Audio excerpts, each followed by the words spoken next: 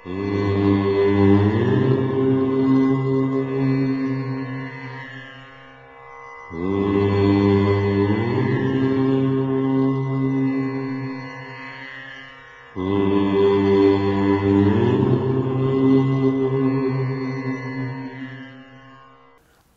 నమస్కారం। ఈ రోజు మనము 8/1/2019 మంగళవారం రోజు ఉన్నటువంటి పంచాంగ వివరణ గురించి తెలుసుకుందాం। ఈ రోజు శ్రీ విళంబనామ సంవత్సరము, దక్షిణాయనము, హేమంత ఋతువు, పౌష్యమాసము, శుక్లపక్షము, విదియ మధ్యాహ్నం 11:34 విదియ మధ్యాహ్నం 11:54 వరకు ఉండి తదుపరి తదియ ప్రారంభమవుతున్నది।